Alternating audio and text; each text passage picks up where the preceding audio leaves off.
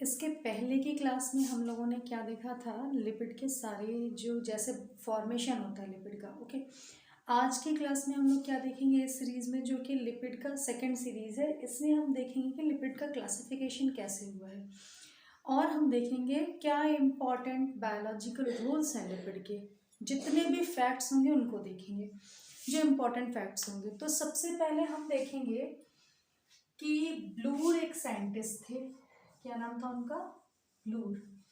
इन्होंने जो लिपिड होता है, अभी हम लोगों ने डिस्कशन किया था, या जिसे हम फैट बोलते हैं, इसको इन्होंने तीन तरह से, तीन कैटेगरी में डिवाइड किया था। पहली कैटेगरी क्या थी? Simple fat. क्लियर? इस सिंपल फैट में क्या होंगे कि केवल आपके बेसिकली फैटी एसिड्स और क्या होंगे, हाइड्रोक्सिल ग्रुप वाले होंगे। ठीक। दूसरा आपका क्या रहेगा? कॉन्जुगेटेड। याद है ना, जैसे हम लोगों ने अमीनो एसिड प्रोटीन में देखा था, exactly in same way, conjugated fat. ठीक है। थर्ड क्या रहेगा? डिराइव्ड। क्लियर? डिराइव्ड फैट रहेंगे। अब सिंपल वाले का मतलब क्या है? We are talking about fatty acid, और हम किसकी बात कर रहे हैं? जो फैट फैटी एसिड से और किससे बना हो? अल्कोहल ग्रुप से। ठीक है ना, उनको हम क्या बोलेंगे? Simple fats. अभी तक हमने जिसकी बात की थी ना, याद करिए कि फैटी एसिड, ट्राइग्लिसरॉल, ट्राईहाइड्रोक्सी प्रोपेन थे। जब ये मिलकर के बनाते हैं तो क्या बनाते हैं? फैट्स बनाते हैं। ठीक है ना, यही पढ़ा था। वो फैट बेसिकली कौन सा फैट था? सिंपल फैट था। ठीक है। अब इस सिंपल फैट की जब हम स्टडी करते हैं तो वी फाइंड दैट कि ये दो तरीके के हैं। एक आपका न्यूट्रल है, न्यूट्रल फैट, जो कि हम लोगों ने अभी पहली वाली सीरीज में जिसको डिस्कस किया था, और दूसरा है आपका वैक्स। ठीक। जो न्यूट्रल फैट है वो क्या है ना कि इसमें फैटी एसिड क्या थे? कार्बन की लॉन्ग चेन में एक COH का ग्रुप जुड़ा हो। तो फैटी एसिड और ग्लिसरॉल, ध्यान देना है, केवल ग्लिसरॉल के बीच में जो एस्टर बॉन्ड बन के तैयार होता है वो होता है न्यूट्रल फैट। ठीक है। तो इसको जब हम, इसके जो कंपोनेंट्स होंगे क्या क्या होंगे? फैटी एसिड एंड क्या हो जाएगा? ग्लिसरॉल। ठीक है। और जो वैक्स होगा उसमें क्या होगा? फैटी एसिड तो होगा, लेकिन यहां पर नॉन ग्लिसरॉल अल्कोहल होंगे। ध्यान देना इस चीज को, बहुत इंपॉर्टेंट है। नॉन ग्लिसरॉल अल्कोहल होंगे। क्लियर है कॉन्सेप्ट? इसका जो एक एग्जाम्पल है बहुत इंपॉर्टेंट आपका, बी वैक्स। क्या है? B wax. ये एनिमल वैक्स है। ठीक है, आपको पता है। और ये होता क्या है एक्चुअली, इसका जो फैटी एसिड होता है वो होता है पामिटिक एसिड। क्या होता है? Palmitic acid. और ग्लिसरॉल की जगह नॉन ग्लिसरॉल होना तो वो क्या होता है? मेरासिल अल्कोहल। इंपॉर्टेंट है, ध्यान देना। इन दोनों से मिलकर के क्या बनता है? मेरासिल अल्कोहल। इन दोनों को जब मिलाते हैं, एस्टर बॉन्ड बनते हैं, तो हमारा क्या बनता है? बी वैक्स बनता है। अच्छा, अब हम वैक्स को भी दो कैटेगरी में डिवाइड कर सकते हैं। एक आपका प्लांट वैक्स हो गया, और दूसरा क्या हो गया? Animal wax. ठीक है, यहीं पर दोनों को देख लेते हैं। ये हो गया प्लांट वैक्स और ये हो गया एनिमल वैक्स। प्लांट वैक्स की क्या इंपॉर्टेंस है? जो लीव्स होती हैं उनको वाटर प्रूफ बना करके रखता है। तो जो हाइड्रोफाइट्स होते हैं उनमें बहुत ज़्यादा अगर ये कंटिन्यूअस वाटर के कांटेक्ट में आएंगे तो जो लीव्स हैं उनमें क्या हो जाएगा? वो किनारे किनारे से कटना शुरू हो जाएंगी। ठीक है, तो इस चीज़ से बचाने के लिए दे प्रोटेक्ट देमसेल्फ। दूसरी चीज़ कि ये वाटर प्रूफ जैसा काम करते हैं, तो जब अगर ये डिजर्ट में होंगे तो बहुत कम ट्रांसपिरेशन होगा, तो वाटर लॉस कम होगा। तो इस तरीके से ये प्लांट में वाटर प्रूफ लीव्स वगैरह की कोटिंग करते हैं, ठीक है, वाटरप्रूफ कोटिंग करते हैं, ठीक है। अच्छा, और एनिमल में भी सेम चीज़ है, वाटर रेजिस्टेंट तो है ही wax, because they are insoluble in water. कल की लास्ट वाली ही क्लास में हम लोगों ने लिपिड के देखा था कि ये इंसॉल्युबल होते हैं और they are not strictly macromolecule, दोनों चीज़ डिस्कस की थी। अब एनिमल में होंगे तो क्या होंगे, देखो इंसेक्ट पे, इंसेक्ट की जो कवरिंग होती है वाटरप्रूफ होती है, ठीक है। जो बर्ड्स के फेदर होते हैं वाटरप्रूफ होते हैं ना, तो ये सब क्या हो गया आपका एनिमल वैक्स में हो गया, ठीक। अब हम देखते हैं कॉन्जुगेटेड फैट के बारे में। यहाँ तक का कॉन्सेप्ट क्लियर हो गया। सिंपल फैट में ये न्यूट्रल फैट हो गया, जो कि हम लोगों ने अभी थोड़ी देर पहले पढ़ा था जिनके बारे में। फिर उसके बाद वैक्स के बारे में पढ़ लिया, ठीक। Now let's talk about conjugated fats. ये वाला पार्ट हो गया तो इसको इरेज कर दें ताकि हमारे दिमाग का जो लोड है वो क्या हो जाए, कम हो जाए। ये जो कॉन्जुगेटेड फैट है, कॉन्जुगेटेड का मतलब कि अब ऐसा फैट आएगा जिसमें कि जो, ध्यान से देखो, हम लोगों ने जो फैटी एसिड देखा था R1COOH था, R2COOH था, R3COOH था। इसको हमने किसके साथ रिएक्ट कराया था, याद करो, ग्लिसरॉल के साथ रिएक्ट कराया था। CH2OH CH2OH CH2OH, ठीक है। ये क्या था आपका, ये दोनों रिएक्ट कर यहाँ से H2O निकल गया था, फैट बन गया। लेकिन अब मैं कह रही कॉन्जुगेटेड, तो कॉन्जुगेटेड में क्या होगा कि जो R ग्रुप है, ठीक है ना, RCOH है, तीनों है नो डाउट, लेकिन कोई एक ग्रुप क्या होगा कि इसके अलावा, फैटी एसिड के अलावा कोई और होगा, ठीक है। फैटी एसिड के अलावा कोई और ग्रुप अगर आ जाएगा तो हम उसे क्या बोल देंगे, कॉन्जुगेटेड। बेस्ट एग्जाम्पल कौन सा है आपका, फॉस्फोलिपिड, है ना। मतलब कि ये है तो लिपिड, लेकिन इसमें क्या जुड़ गया है, फॉस्फो ग्रुप जुड़ गया है। तो जो फॉस्फो ग्रुप जुड़ जाने की वजह से ये कैसा फैटी एसिड हो गया, कैसा फैट हो गया, ये हो गया आपका कॉन्जुगेटेड हो गया। बेस्ट एग्जाम्पल है। तो चलिए अब फॉस्फोलिपिड के बारे में थोड़ी सी इंफॉर्मेशन ले लेते हैं, क्योंकि बहुत इंपॉर्टेंट है और आपने ऑलरेडी सेल मेम्ब्रेन के टॉपिक में कहीं पढ़ा होगा, नहीं होगा तो विल डिस्कस इट लेटर। अभी चूंकि हम आपके बायोमोलिक्यूल्स डिस्कस कर रहे हैं, इसलिए अभी यहाँ पर बहुत ज़्यादा नहीं, लेकिन हाँ कुछ इंपॉर्टेंट चीज़ें इससे देख लेते हैं। तो ये जो फॉस्फोलिपिड है, चलो इसको इरेज करके देखते हैं तो ज़्यादा अच्छा होगा। देखो फॉस्फोलिपिड को हमने ले लिया एकदम सेंटर पे, और अब हमारा डिस्कशन इनके आगे पीछे होगा। पहला, ये कैसे कॉन्जुगेटेड फैट है, ठीक है। दूसरी बात, ये आपके कहाँ पाए जाते हैं, सेल मेम्ब्रेन में, बहुत बड़ा रोल प्ले करते हैं। याद होगा आपको, यूं ऐसे, तो जो double membrane, double layer structure बनाते हैं ना, वो इस तरीके से बनाते हैं, ठीक है। कहीं कोई दिक्कत? अच्छा, फिर ऊपर प्रोटीन की लेयर्स होती है, उसको बाद में। मेन चीज़ ये है आपका लिपिड, फॉस्फोलिपिड के बारे में हम जो डिस्कस कर रहे थे। इसमें क्या होता है ना, जो फॉस्फोलिपिड में देखो, अल्फा बीटा गामा तो आपको समझ में आता है, I am very much sure. ये आपका OH OH OH, यहाँ पे CH2, यहाँ CH, ये मैंने क्या बना दिया, ये मैंने बना दिया ग्लिसरॉल। ग्लिसरॉल में it is alpha, it is beta, it is alpha, ठीक है। तो होगा क्या यहाँ पर, एक अल्फा और एक बीटा, तो अच्छे बच्चों की तरह जैसे हम लोगों ने देखा था बिल्कुल वैसे ही पहले, ये आपके RCOOR से जुड़े रहेंगे, ठीक है। अच्छा, हो गया, कहीं कोई दिक्कत? लेकिन ये वाला जो होगा ना, यहाँ पर सिचुएशन क्या हो जाएगी, थोड़ी सी डिफरेंट जाएगी, क्योंकि यहाँ पे क्या जोड़ना है, फॉस्फोरिक ग्रुप जोड़ना है। तो what will do here, we will just do, यहाँ पर हम किससे जोड़ देंगे, ये आपका OH H, और ये आपका CH2 CH2, here it will be N CH3 CH3 CH3। तो ध्यान देना क्या है, ये आपको फॉस्फोरिक जुड़ गया, तो ये क्या हो गया आपका फॉस्फोलिपिड हो गया, ठीक है कि नहीं, ठीक। अच्छा, अब होता क्या है, पहले तो एक और पॉइंट आप जरा ध्यान दे लीजिएगा, ये जो फैट्स होते हैं, फैट में क्या होता है, कि एक कार्बन की चेन होती है। तो उस वजह से फैटी एसिड के बारे में सबसे पहले आपको देख लीजिए। एसिड बहुत इंपॉर्टेंट है, इसको जरा साइड में लेकर के देख लीजिए। फैटी एसिड में क्या होता था, एक कार्बन की चेन होती थी, यहाँ पे COH ग्रुप होता था। तो ये वाला जो पार्ट है ना, इट इज हाइड्रोफोबिक। क्या है? हाइड्रोफोबिक है। और ये वाला जो पार्ट है हाइड्रोफिलिक है।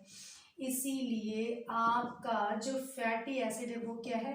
एम्फी मतलब दो, और पैथिक मतलब कि एफिनिटी। तो ये जो फैटी एसिड है वो क्या है? एम्फीपैथिक मॉलिक्यूल है, क्योंकि इसमें क्या है? दोनों पार्ट हैं, हाइड्रोफोबिक पार्ट भी और हाइड्रोफिलिक पार्ट भी है। अब मैंने यहाँ पर डिस्कशन क्यों किया अचानक से? यहाँ देखें, क्योंकि आपका जो फॉस्फोलिपिड है ना, सेम प्रॉब्लम इसके साथ भी। फॉस्फोलिपिड का ये वाला जो R1 R2 वाला ग्रुप है, ये क्या है? इसको हम टेल कहते हैं, ये ठीक है ना, ये रीजन। तो ये क्या है? इसका हाइड्रोफोबिक ग्रुप है, ठीक है। और यहाँ जो हेड वाला रीजन है, इट इज हाइड्रोफिलिक। ठीक, कहीं कोई दिक्कत हो तो आप बताइए। This is the polar region और हाइड्रोफिलिक, ठीक है। इट इज ये भी सेम चीज है। ये क्या है? ये टेल रीजन है, और ये नॉन पोलर है। और क्या है? नॉन पोलर रीजन है लाइपोफिलिक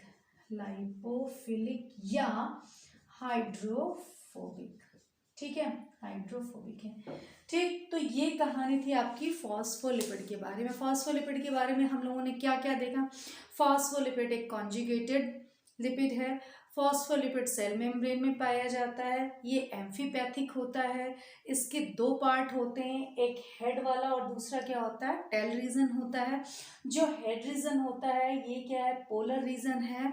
और ये हाइड्रोफिलिक है, वाटर लविंग है, क्योंकि पोलर साइड है। किसकी वजह से? इस फॉस्फोरिक वाले की वजह से, ठीक है।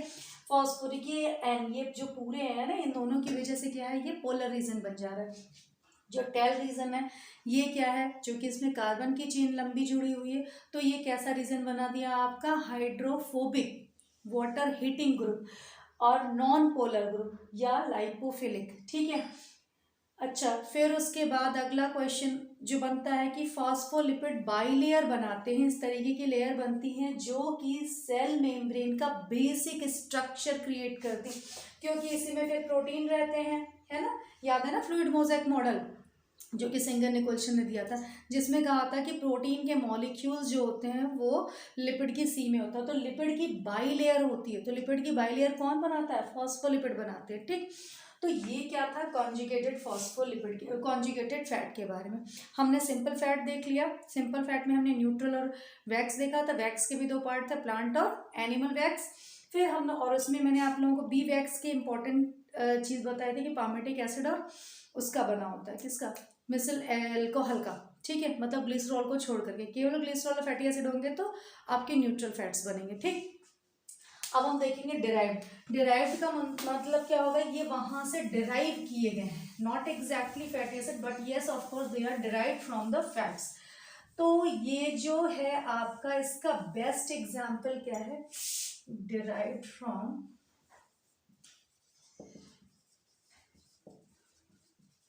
फैट, ठीक है। इसका बेस्ट एग्जाम्पल आपको मिलेगा स्टेरॉइड्स, ठीक है, स्टेरॉइड्स, ठीक। स्टेरॉइड्स का जो स्ट्रक्चर होगा, इसको याद रखना है, ये साइक्लोपेंटेन फेनेंथ्रीन की रिंग होती है, ठीक। तो ये जो स्ट्रक्चर होता है, इसको ना आप बेसिकली, इसका स्टेरॉइड में जो बेस्ट एग्जाम्पल है वो भी देखेंगे, कोलेस्ट्रॉल देख लेंगे तो हमारे लिए आसानी हो जाएगी। इसका जो स्ट्रक्चर होगा, it is something like this. यहाँ पे आप OH कर दीजिए, ऑल हो गया, ठीक। फिर उसके बाद ये ध्यान देना है, ये क्वेश्चन कई बार आया हुआ क्वेश्चन है, इसलिए बता रहे हैं कि 3 कार्बन की जो रिंग होगी ABC, जो 3 रिंग है वो किसकी रहेंगी? आपकी 6 कार्बन रहेंगी। हो गई 6 कार्बन की। जो चौथी जो रिंग है वो किसकी रहेगी? ये रहेगी आपकी 1 2 3 4, ये रहेगी आपकी 5 कार्बन की, ठीक, ये और ये, ठीक है, 1 2 3 4 5। तो ये जो है 5 कार्बन रिंग है और ये 3 क्या है, 6 कार्बन की रिंग, 6 कार्बन रिंग। ये बहुत इंपॉर्टेंट याद करना। तो 6 कार्बन की कितनी रिंग है, 3, 5 कार्बन की कितनी रिंग है, 1। तो ओवरऑल ये है तो 4 रिंग का कंपाउंड, लेकिन जिसमें कि 3 ABC लगातार कितनी है, 6 कार्बन की, ठीक है। उसके बाद यहाँ पर आपका जुड़ा रहेगा आर ग्रुप। ये किसका स्ट्रक्चर मैंने बताया, कोलेस्ट्रॉल के लिए जो मेन बेसिक स्ट्रक्चर है, ठीक है। कोलेस्ट्रॉल का बहुत इंपॉर्टेंट फैक्ट याद रखना है कि cholesterol is only present in animals, plant में नहीं पाया जाता। अच्छा, एक एक्सेप्शन है, वो भी ध्यान रखना कि कोलेस्ट्रॉल किस में पाया जाएगा, एक तो आपके एनिमल में पाया जा रहा है, दूसरा कहाँ पाया जाएगा, फंजाई में पाया जाएगा। याद रखिएगा, क्वेश्चन आया हुआ क्वेश्चन है। अच्छा, ये प्लांट को ये सेल मेम्ब्रेन में बेसिकली पाया जाता है। ये क्या प्रोवाइड करता है, रिजिडिटी प्रोवाइड करता है। देखो, प्लांट के पास सेल वॉल होती है, रिजिड स्ट्रक्चर हो गया, लेकिन जो आपकी एनिमल सेल होते हैं उसमें रिजिडिटी कैसे प्रोवाइड होगी, तो समवेयर इट इज प्रोवाइडिंग, ठीक है। कोलेस्ट्रॉल जो है रिजिडिटी प्रोवाइड करता है, याद रखना है। सेल मेम्ब्रेन को किसकी, एनिमल में पाया जा रहा है, क्या प्रोवाइड कर रहा है, रिजिडिटी प्रोवाइड कर रहा है, ठीक। अच्छा, कोलेस्ट्रॉल का कॉन्सेप्ट खत्म। तो कोलेस्ट्रॉल अगर नहीं पाया जा रहा है तो उस जैसा कुछ तो पाया जाना चाहिए प्लांट में। प्लांट में उसकी जगह पे क्या पाया जाता है, एर्गेस्ट्रॉल, याद रहेगा, ठीक है। ये पाया जाएगा किसमें, प्लांट्स में पाया जाएगा, ठीक है। ओके जी, तो ये जो कहानी थी ड्राइव्ड फैट की थी और ये सारा कॉन्सेप्ट। तो लिपिड का हम लोगों ने क्लासिफिकेशन पढ़ लिया। अब हम देखेंगे कि लिपिड का बायोलॉजिकल रोल क्या क्या है, ठीक है। चलिए एक एक करके अब देखते हैं। इसके लिए थोड़ा सा एक पिक्टोरियल प्रेजेंटेशन आप लोगों को देंगे, उसको देख लीजिए। मैंने आप लोगों को एक दो फैक्ट्स थे जो बताने थे। एक तो ये एम्फीपैथिक वाला बता ही दिया था, वैसे भी उसको पहले भी डिस्कस किया था। पहले चलिए लिपिड के बारे में देख लेते हैं। लिपिड फैट वाटर इनसॉल्युबल है, ठीक है, नॉट मैक्रोमोलिक्यूल। मैं माइक्रो भी नहीं कह रही हूँ, इसको बात समझिएगा आप लोग, क्योंकि माइक्रो का मतलब बहुत छोटा हो गया। हाँ, लेकिन इतना है कि ये मैक्रो नहीं है, ठीक है। अच्छा, कहाँ मिलेगा, फिल्ट्रेट, जब हम फिल्टर करते हैं तो ये रिटेंटेट में मिलता है, फिल्ट्रेट में नहीं मिलता है। वो वाला कॉन्सेप्ट भी आप लोगों को बता दिया। लिपिड और फैट के बारे में मैं आप लोगों को बताने जा रही हूँ कि इसकी बायोलॉजिकल रोल क्या क्या है, चलो देख लेते हैं। पहले आपने देखा था ट्राइग्लिसराइड के बारे में, हाँ जी देखा था। जो ट्राइग्लिसराइड है उसके बारे में ये बहुत इंपॉर्टेंट चीज़ क्या की चीज़ है कि जो ट्राइग्लिसराइड्स होते हैं ना, वो आपके फ्यूल की तरह काम करते हैं, रिजर्व फ्यूल होते हैं या फिर रिजर्व फूड होते हैं, ठीक है। तो ये क्या हो गया है, रिजर्व फूड या फ्यूल, स्टोरेज फ्यूल की तरह। बहुत जल्दी ऑक्सीडाइज नहीं होते हैं, लेकिन फिर भी अगर ये ऑक्सीडाइज हो जाए तो ये 9 किलो कैलोरी पर ग्राम, ठीक है। अगर हम देखें तो 2.5 times more than of glucose और कार्बोहाइड्रेट, ठीक, काफ़ी ज़्यादा होता है। अच्छा, ये हो गया ट्राइग्लिसराइड। फिर उसके बाद ये दूसरा बहुत इंपॉर्टेंट रोल क्या प्ले करते हैं, देख लेते हैं। ये प्रोवाइड करते हैं होम्योथर्मी को। ये क्या चीज़ होती है भाई, ये होती है जब आपको ठंडी लगती है ना, तो जो आपके पास फैट जितना ज़्यादा होगा वो इंसुलेशन का काम करता है। फैट इज द इंसुलेटर ना। तो ये आपका कि बाहर अंदर की जो बॉडी की जो हीट होती है ना उसको बाहर नहीं जाने देते, इस तरीके से बॉडी के टेम्परेचर को मेंटेन करते हैं। तो स्टेडी स्टेट में रोल प्ले किया, ठीक है। अब इसके बाद अभी यहाँ पर आप लोगों ने एक कॉन्सेप्ट पढ़ा होगा ब्लबर का, सुना होगा। ब्लबर आपका उसमें पाया जाता है, फिशेज में पाया जाता है, व्हेल वगैरह में, और उसमें सील में पाया जाता है, और पोलर बियर में पाया जाता है। तो ये क्या करते हैं, ये ब्लबर क्या होते हैं ना, स्किन के नीचे एडिपोज टिश्यूज होते हैं, फैटी एसिड टिश्यूज होते हैं, जो कि क्या करते हैं, इंसुलेटर का काम करते हैं। तो एग्जाम्पल में हम लिख सकते हैं ब्लबर, पोलर बियर एक एग्जाम्पल लिख लिया, आगे देख लेंगे। अच्छा, एक चीज याद रखना है, फैट्स स्टोर किस टिश्यू में होते हैं? स्टोर्ड इन, चलो यहाँ अलग से लिख लेते हैं ताकि आपको याद रहे, स्टोर्ड इन एडिपोज टिश्यू, ठीक है। अच्छा, अभी कुशन की तरह होते हैं, दे एक्ट्स लाइक अ कुशन, है ना।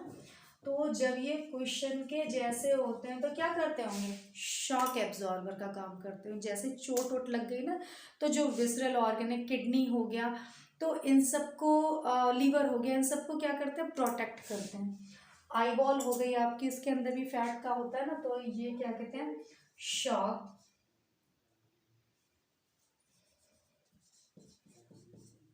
एब्जॉर्बर का काम करते हैं। कर लिया काम, हाँ जी, क्वेश्चन की तरह काम कर लिया, शॉक एब्जॉर्बर का काम कर लिया।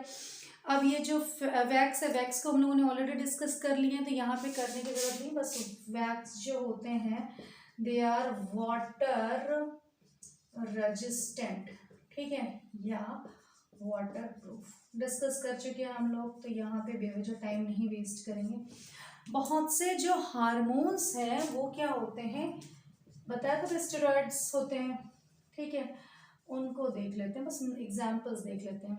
देखो, एस्ट्रोजन फीमेल सेक्स हार्मोन होता है, टेस्टोस्टेरोन मेल सेक्स हार्मोन होता है, टेस्टोस्टेरोन, और कौन सा हो गया आपका? प्रोजेस्टेरोन, ठीक है, और प्रोस्टाग्लैंडिन के बारे में भी देखेंगे। अच्छा, बाइल सॉल्ट इंपॉर्टेंट है, ध्यान देना है इसको, स्टेरॉइड डेरिवेटिव होता है। बाइल सॉल्ट आपका क्या होता है? जो बाइल सॉल्ट कौन कौन से होते हैं? ग्लाइकोकोलेट एंड टोरोकोलेट, वो दोनों क्या होते हैं? स्टेरॉइड डेरिवेटिव्स हैं। इसको ध्यान से नोट में डाल दो उसको। बाइल सॉल्ट क्या नोट करना है? ग्लाइकोकोलेट एंड टोरोकोलेट। कुछ भी एक्स्ट्रा नहीं दे रहे हैं कि आपके लिए कूड़ा हो जाए। जो चीज़ें या तो एनसीईआरटी में हैं या फिर कहीं किसी एग्जाम में आई हुई हैं, केवल उन्हीं को डिस्कस कर रहे हैं, ठीक है। तो ये क्या है? स्टेरॉयड डेरिवेटिव, स्टेरॉयड डेरिवेटिव, अच्छा, डेरिवेटिव, ठीक, ओके जी। अब क्या और क्या क्या रोल हो सकता है, थोड़ा सा रिकॉल किया जाए। हार्मोन्स हम लोगों ने, यस, एक और इम्पॉर्टेंट, उसको नोट में रखना, डायोसोजिन, ठीक है ना। ये क्या होता है ना, एक प्लांट से मिलता है, और ये क्या करता है? ये anti fertility means it causes sterility cause करता है, डायसोजेनिन, ठीक है, ये ध्यान देना है। ये क्या कॉज कर रहा है? प्लांट से मिलता है, और डायसो उस प्लांट से मिलता है, फ्रॉम प्लांट, और क्या कॉज करता है? एंटी फर्टिलिटी, मतलब ये क्या कॉज करता होगा? स्टर्लिटी कॉज करता होगा, ठीक है।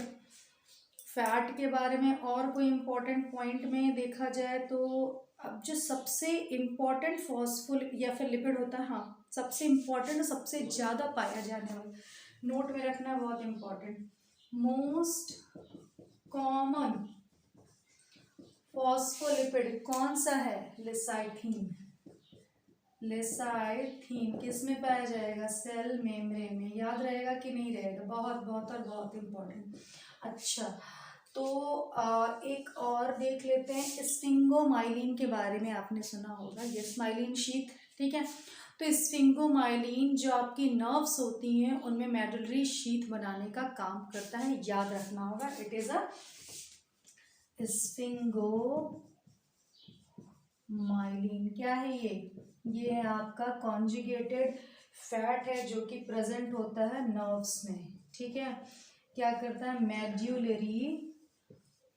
मेडुलरी शीथ बनाने में काम करता है, याद रखना है, भूलना नहीं है, ठीक है। स्फिंगोमाइलिन हो गया, और ग्लाइकोस्फिंगोमाइलिन अगर आएगा, स्फिंगोमाइलिन, लिसाइथिन, ग्लाइकोस्फिंगोमाइलिन, मान लीजिए आ गया ग्लाइकोस्फिंगोमाइलिन,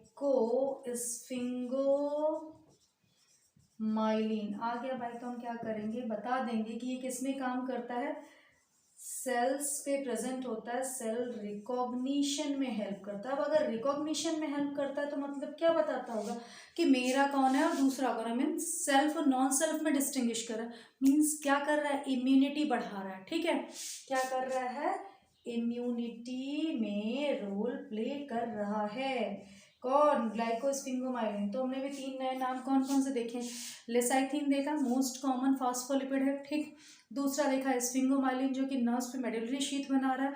तीसरा देखा ग्लाइकोस्फिंगोमाइलिन जो कि क्या कर रहा है, सेल टू सेल रिकॉग्निशन में हेल्प कर रहा है, सेल्फ और नॉन सेल्फ को बताएगा, जिससे कि पता चलेगा कि मेरा कौन है, अपना कौन है। अगर नॉन सेल्फ होगा तो उसे डिस्ट्रॉय कर देगा, सेल्फ रहेगा तो बचा के रखेगा। मीन्स इम्यूनिटी में रोल प्ले कर रहा है। तो देखिए कैसे हर जगह रोल प्ले कर रहा है। फिर उसके बाद जितने भी फैट सॉल्युबल विटामिन होते हैं, कौन कौन से, ADE फैट सॉल्युबल विटामिन के एब्जॉर्प्शन में रोल प्ले करेगा, करेगा कि नहीं। चलो जी, बहुत ज़्यादा रोल हो गया इसका। तो क्या है, फैट सॉल्युबल विटामिन कौन कौन से, ADE।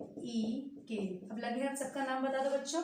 Vitamin A retinol, D क्या है, कैल्सिफेरॉल, E क्या है, टोकोफेरॉल, और K क्या है, फाइलोक्विनोन। फटाफट से, vitamin A retinol, D calciferol, vitamin E tocopherol, vitamin K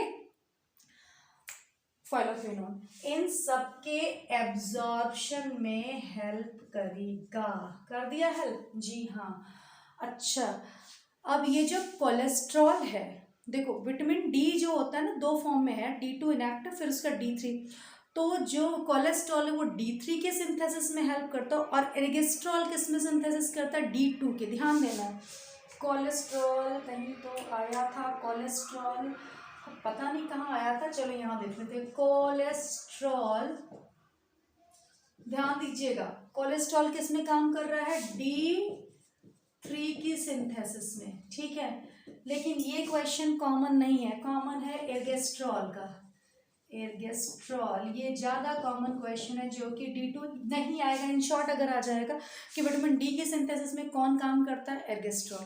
अगर स्पेशली D2 D3 पूछेगा तो D2 के लिए एर्गेस्ट्रॉल और D3 के लिए कोलेस्ट्रॉल। ठीक है, तो ये हो गया D2 के सिंथेसिस में। डी समझ रहा है ना, हाँ भाई, ये है आपका विटामिन डी। ठीक है, आपको पता है सनरेज जब पड़ती है तभी सिंथेसिस होती है स्किन में। तो ये पूरा फैट फिर क्या करा जाए, एक बार देख लीजिए। ट्राइग्लिसराइड रिजर्व फूड की तरह काम करते हैं, होम्योथर्मी मीन्स टेम्परेचर मेंटेन करते हैं, शॉक एब्जॉर्बर का काम करता है, वैक्स वाटर रेजिस्टेंट होते हैं, हार्मोन्स आपके कई वेराइटी के होते हैं, बाइल सॉल्ट्स ये ग्लाइकोकोलेट टोरोकोलेट ये सब होते हैं, स्टेरॉइड डेरिवेटिव्स होते हैं सारे, कौन, हार्मोन्स और आपके बाइल सॉल्ट। ठीक है, फिर उसके बाद मैंने आपको डाइसोजेनिन बताया था, ये एंटी फर्टिलिटी लिपिड है। फिर उसके बाद लिसाइथीन के बारे में बताया था, बहुत कॉमन आपके सेल मेम्ब्रेन में पाया जाने वाला फॉस्फोलिपिड है। फिर ये जो फैट होता है ये कहाँ पे स्टोर होता है, कहाँ स्टोर होता है, एडिपोज टिश्यूज में होता है। स्फिंगोमाइलिन के बारे में बताया था, नर्व सेल्स में पाया जाता है, मेडुलरी शीथ की सिंथेसिस करता है, और ग्लाइकोस्फिंगोमाइलिन सेल रिकॉग्निशन में हेल्प करता है। 2 और इंपॉर्टेंट पॉइंट है, उनको देख लेते हैं। पहला इंपॉर्टेंट पॉइंट बताते हुए याद आ रहा था, यस, प्रोस्टाग्लैंडिन के बारे में देख लेते हैं, उसके लिए अलग से देखेंगे, और तो बताते हुए याद आया था। चलिए, प्रोस्टाग्लैंडिन ये क्या है, स्टेरॉइड डेरिवेटिव है। ठीक है, तो हम इतना इस पे क्यों जोर दे रहे हैं, क्योंकि ये जो प्रोस्टाग्लैंडिन है ना, प्रोस्टाग्लैंडिन ये एक हार्मोन है, steroid derivative hormone, steroid derivative hormone है। अच्छा, कहाँ से, सबसे पहली बात सैमुएल्सन ने इसे क्या किया था, आइसोलेट किया था। किसने क्या किया था, आइसोलेट किया था। कहाँ से आइसोलेट किया था, प्रोस्टेट ग्लैंड से। कहाँ से किया था, प्रोस्टेट ग्लैंड से आइसोलेट किया था, इसीलिए इसका नाम प्रोस्टाग्लैंडिन, प्रोस्टेट ग्लैंड से आइसोलेट किया था, इसलिए इसका नाम क्या रखे, प्रोस्टाग्लैंडिन। तो ये हो गया, ये हो गया, और ये। फिर उसके बाद इसका जो बहुत इंपॉर्टेंट रोल है ना, क्या काम है, ये वैसो जो वेसल्स होती है ना उनको डायलेट करने का काम करता है। ठीक है, क्या करता है, वैसो डायलेशन का काम करता है, और जो साइक्लिक एएमपी, चलिए यहाँ बता देते हैं, वैसोडाइलेशन का काम करता है। दूसरा क्या काम है इसका, यूटेराइन कॉन्ट्रैक्शन में हेल्प करता है। और तीसरा जो इसका काम है वो है, क्या काम है, साइक्लिक एएमपी की सिंथेसिस में। अच्छा देखो, जैसे से हम डिस्कस करते हैं ना वैसे से बहुत से कॉन्सेप्ट निकल के आते हैं। वैसोडाइलेशन, वेसल से उसको डायलेट करेगा, मतलब क्या करेगा, ब्लड प्रेशर को लो करेगा। वेसल्स को डायलेट करेगा तो ब्लड का फ्लो थोड़ा सा कम हो जाएगा, जिससे क्या होगा, ब्लड प्रेशर लो हो जाएगा। तो इट में cause reduce. Okay, uterine contraction, ठीक है। साइक्लिक एएमपी के सिंथेसिस, साइक्लिक एएमपी क्या है भाई, साइक्लिक एएमपी है आपका सेकेंड मैसेंजर। सेल्स में सेकेंड मैसेंजर्स पाए जाते हैं जो कि क्या करते हैं, मैसेज को एक जगह से दूसरी जगह पे लेके जाते हैं। जो हार्मोन एक्शन होगा उसमें हम लोग देखेंगे, ठीक है। अब यहीं पे लगे हाथ आपको इंपॉर्टेंट सेकंड मैसेंजर्स को देख लेना है। पहला तो हो गया साइक्लिक एएमपी जो कि इसमें दिया हुआ है, साइक्लिक एएमपी की सिंथेसिस। दूसरा आपको बता दें IP3, ठीक है। और तीसरा आपको बता दें DAG, ठीक है। और चौथा बहुत इंपॉर्टेंट कैल्शियम आयन। ये इतना ना एकदम रट्टा मार लो, ये सब क्या है, second messenger. Cyclic AMP, indole 3 phosphate acid, diacyl glycerol and the calcium ion, ये चार जो है क्या है, सेकेंड मैसेंजर हैं। ये क्या करते हैं, सेल मेम्ब्रेन से कोई चीज़ अगर न्यूक्लियस तक नहीं पहुंच पाती तो बीच में सेल साइटोप्लाज्म के अंदर होते हैं और ये मैसेज को लेकर के जाते हैं कहीं पे, और मतलब न्यूक्लियस के अंदर ले जा करके देते हैं। तो इतना जो था ना, I think we had cover the most of the part of your lipid except one. मैंने कहा था ना एक जो भूल रहे हैं, प्यूफा के बारे में भूल रहे थे, पॉलीअनसैचुरेटेड फैटी एसिड। देखो आपकी डाइट में अगर आप खूब चाउमीन बर्गर खाते हैं, खूब फैट खाते हैं, तो ध्यान देना है कि उसमें जो फैट होना चाहिए कौन सा होना चाहिए। इट शुड बी, जो आपका गुड फैट होता है वो कौन सा होता है, प्यूफा। वैसे ये बताने की ज़रूरत नहीं है, हेल्थ कॉन्शियस लोग हैं आप लोग, न्यूज़ वगैरह में देखते हैं, एडवर्टाइजमेंट में देखते रहते हैं हमेशा। प्यूफा का फुल फॉर्म क्या है, पॉली अनसैचुरेटेड फैटी एसिड्स, ठीक है। पॉली अनसैचुरेटेड फैटी एसिड्स, इनके मेल्टिंग पॉइंट्स काफ़ी लो होते हैं। एमपी क्या होता है, काफ़ी लो होता है, इसलिए क्या होता है, लिक्विड कंडीशन में मोस्टली पाए जाते हैं, ठीक है, लिक्विड स्टेट में पाए जाते हैं, ठीक। अच्छा, और दूसरी चीज़ ये क्या है, आपके HDL हैं, हाई डेंसिटी लिपिड है। क्या, हाई डेंसिटी लिपिड्स हैं, ठीक है। और एक चीज़ और, यह क्या है, गुड फॉर योर हेल्थ, मतलब for health, you can call it, आपके डाइट में होनी चाहिए, ठीक है। गुड फॉर हेल्थ है, इसका मतलब नहीं कि यही खाते जाना है। एक चीज़ और, जब हम ऑयल को बहुत ज़्यादा गर्म करते हैं, कई बार जब गर्म करते हैं ना, तो उसमें जो सिस फेज में कंडीशन में जो होते हैं उसमें क्या होता है, it turns into trans fatty acid. तो जो ट्रांस फैटी एसिड्स होते हैं इसको बहुत ज़्यादा लेने से जो कार्डियक अरेस्ट का, या फिर आप कह सकते हैं कि हार्ट की डिजीज़ का बहुत ज़्यादा रिस्क होता है। तो एक बार ऑयल गर्म करने के बाद दोबारा उसी में नहीं कोई चीज़ फ्राई करनी चाहिए। सो यूज़ इट लेस, ताकि उसी समय यूज़ हो जाए। अदरवाइज अगर ट्रांस फैटी एसिड, ध्यान दीजिएगा, आप कभी भी कोई खाने का प्रोडक्ट लेते होंगे तो उसमें जब आप कंपोजिशन में देखेंगे तो लिखेगा 0% ट्रांस फैटी एसिड। तो याद रखना है, ट्रांस फैटी एसिड रिस्क है, it should not be taken, ठीक है, it is not good for your health. अच्छा, अब यहीं पे एक कॉन्सेप्ट और आप लोगों को बता दें। असल में ये डिस्कशन बड़ी मज़ेदार चीज़ होती है, एक से दो से तीन कॉन्सेप्ट्स निकलते आते हैं। क्या होता है, एक कॉन्सेप्ट होता है, चलिए एक क्वेश्चन मैं आप लोगों को छोड़ देती हूँ, ठीक है, आप खुद बताइए। आर्ट्रियोस्क्लेरोसिस क्या होता है, रोसिस और एथेरोस्क्लेरोसिस क्या होता है, इन दोनों में क्या फ़र्क है, ठीक है। देखो, एक जो होता है, वैसे थोड़ा सा हिंट दे देते हैं, अब आपको बताना है क्या किसमें था। इनमें से एक जो होगा उसमें कोलेस्ट्रॉल का डिपोजिशन हो जाएगा, और एक जो होगा उसमें जो वेसल्स हो जाएंगी उनकी इलास्टिसिटी कम हो जाएगी। आई एम श्योर कि अब आप लोगों को आइडिया लग गया होगा। तो ये जो होता है आर्टेरियोस्क्लेरोसिस, इसमें क्या होता है, कोलेस्ट्रॉल का डिपोजिशन हो जाता है। कोलेस्ट्रॉल डिपोजिशन किसमें हो जाता है, आपकी वेसल्स में, स्पेशली आर्टरीज में। ये जो ब्लड वेसल्स होती है जैसे पाइप है, पाइप के अंदर ऐसे धीरे धीरे क्या करते हैं, कोलेस्ट्रॉल का डिपोजिशन होता है। जब कोलेस्ट्रॉल का डिपोजिशन होता है तो ब्लड बहुत फ्लो के साथ नहीं बह पाता। तो जब फ्लो के साथ नहीं बह पाता तो हार्ट को बहुत ज़्यादा प्रेशर देना होता है, क्योंकि बॉडी को तो रिक्वायरमेंट है ऑक्सीजन की और ब्लड की, उस तरह से नहीं पहुंच पा रहा तो हार्ट पे क्या होता है ना, प्रेशर पड़ने लगता है। ये हो गया एथेरोस्क्लेरोसिस। जैसे जैसे एज होती जाती है या फिर हमारे खान पान की वजह से, लाइफस्टाइल की वजह से, ये जो वेसल्स हैं इनकी जो इलास्टिसिटी होती है वो क्या हो जाती है, कम हो जाती है। तो क्या होती है, हार्डनिंग, हार्डनिंग ऑफ। तो जब बहुत प्रेशर से कोई चीज़ आएगी ना तो वो उसको बहुत बर्दाश्त नहीं कर पाएंगे। इलास्टिसिटी में क्या होता है, या फिर हार्डनिंग ऑफ वेसल्स या रिड्यूस्ड इलास्टिसिटी। तो यहाँ पे फ्रेजाइल सी होगी, इलास्टिसिटी रहेगी तो प्रेशर को के लिए फ्लेक्सिबल है। तो ये हो गया एथेरोस्क्लेरोसिस, ये हो गया आर्टेरियोस्क्लेरोसिस। ठीक है, अब यहीं पे एक चीज़ और थोड़ा सा नया कॉन्सेप्ट है। जब कोलेस्ट्रॉल, नया क्या है मतलब आपको जानना है, कोलेस्ट्रॉल का डिपोजिशन हो, बहुत ज़्यादा डिपोजिशन हो गया तो क्या करोगे, कोलेस्ट्रॉल कम करना होगा। कोलेस्ट्रॉल कम करने के लिए हम क्या करते हैं, कोलेस्ट्रॉल को ख़त्म करने के लिए यूज़ करते हैं कुछ एजेंट्स, ठीक है ना। तो स्टैटिन वगैरह जो होता है उसका यूज़ किया जाता है। ठीक है, तो दैट्स ऑल। इतना आपके लिए आज के लिए मुझे लगता है बहुत ठीक ठाक था। ठीक है, जाइए पढ़िए इसको, क्वेश्चंस लगाइए, नहीं आ रहे हैं तो बताइए। लिपिड के बारे में मैंने लगभग मैं 100% तो नहीं कहूँगी, येस ऑफ कोर्स कि 90% मैंने कवर करी, 99%।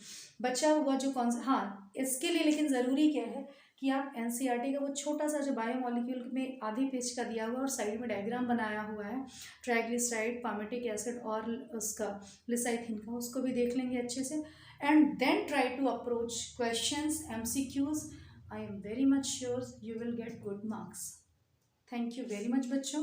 आज के लिए ये लिपिड की क्लास मोर देन सफिशिएंट है, बशर्ते कि आप ढंग से इसको पढ़िए, सारे पॉइंट्स को नोट करिए और चीज़ों की थॉरो स्टडी करिए जो मैंने भेजा है आपको, जो मैंने आपको ये मैसेज दिया है। ठीक है, so that's all. Thank you बच्चों।